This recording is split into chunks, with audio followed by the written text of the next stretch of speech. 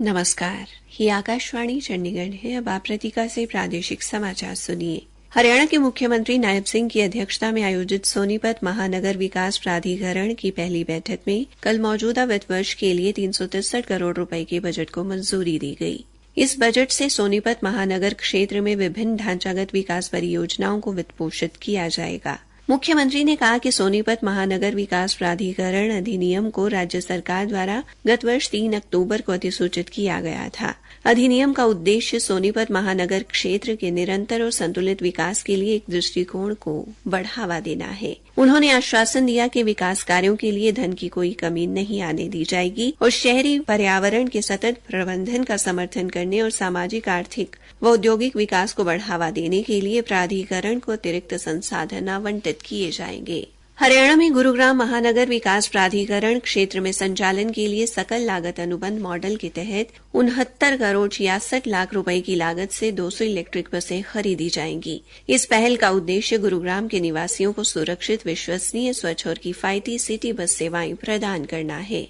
मुख्यमंत्री नायब सिंह की अध्यक्षता में कल गुरुग्राम महानगर विकास प्राधिकरण की 13वीं बैठक में इस परियोजना को मंजूरी दी गई। मुख्यमंत्री ने कहा कि इन इलेक्ट्रिक बसों की शुरुआत शहर के कार्बन उत्सर्जन को कम करने और सतत शहरी परिवहन को बढ़ावा देने की दिशा में एक महत्वपूर्ण कदम है। यात्रियों के लिए आराम और सुरक्षा सुनिश्चित करने के लिए ये बसें नवीनतम तकनीक से युक्त होंगी। गुरुग्राम महानगर विकास प्राधिकरण ने गुरुग्राम में ताऊ देवीलाल स्टेडियम के उन्नयन को मंजूरी दी है, जिस पर 634 करोड़ 30 लाख रुपए की लागत आने का अनुमान है। हरियाणा के मुख्यमंत्री नायब सिंह ने कहा कि इस व्यापक नवीनीकरण परियोजना का उद्देश्य एथलीटों के लिए उपलब्ध सुविधाओं और नई सुख सुविधाओं को बढ़ाना है, जिसमें नए प्रशिक्षण केंद्रों का निर्माण व अत्याधुनिक खेल सुविधाएं शामिल हैं। इसके अतिरिक्त अंतर्राष्ट्रीय मानकों को पूरा करने के लिए आधुनिक प्रणालियां और बुनियादी ढांचा प्रदान किया जाएगा, जिससे यह सुनिश्चित हो सके कि स्टेडियम विभिन्न प्रकार के खेल मुकाबलों और गतिविधियां आयोजित करने में सक्षम है। हरियाणा सेवा का अधिकार आयोग ने दक्षिण हरियाणा बिजली वितरण निगम बल्लभगढ़ में कार्यरत वाणिज्यिक सहायक पर 1000 रुपए का जुर्माना लगाया है। आयोग ने यह जुर्माना उपभोक्ता वीरेंद्र सिंह की शिकायत बिना कार्रवाई किए रद्द करने के कारण लगाया है। प्रवक्ता ने बताया कि उपभोक्ता ने बिजली का बिल सामान्य से बहुत अधिक आने पर बल्लभगढ़ में निगम को शिकायत भेजी थी। आयोग ने बल्लभगढ़ में निगम के कार्यकारी अभियंता को वाणिज्यिक सहायक मंसूर खां के वेतन से 1000 रुपए की कटौती कर राज्य खजाने में जमा करवाकर रसीद सहित आयोग को सूचित करने के निर्देश दिए हैं। हरियाणा की शिक्षा मंत्री श्रीमती सीमा त्रिखा ने कहा कि स्कूल प्रबंधन समितियां शिक्षक और अभिभावक के मध्य एक मजबूत कड़ी का कार्य कर रही हैं। श्रीमती त्रिखा पंचकूला में जिला स्तरीय विद्यालय प्रबंधन समिति प्रशिक्षण सम्मेलन को संबोधित कर रही थी।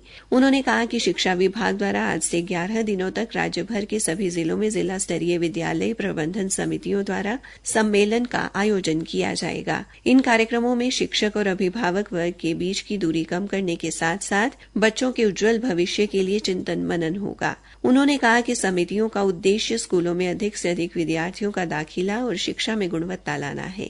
इस अवसर पर शिक्षा मंत्री ने कम लागत से बनाई गई शिक्षण सहायक सामग्री और विद्यार्थियों द्वारा 15 स्टॉल पर लगाए गए ज्ञानवर्धक उपकरणों की प्रदर्शनी का अवलोकन किया और विद्यार्थियों से बातचीत की। कार्यक्रम में विधानसभा अध्यक्ष ज्ञानचंद गुप्ता ने विशिष्ट अतिथि के तौर पर शिरकत की। उन्होंने अपने संबोधन में युवा पीढ़ी को नशों से बचाने का आह्वान किया और विद्यालय प्रबंधन समितियों को विद्यालय के उत्थान के लिए तत्पर रहने को कहा।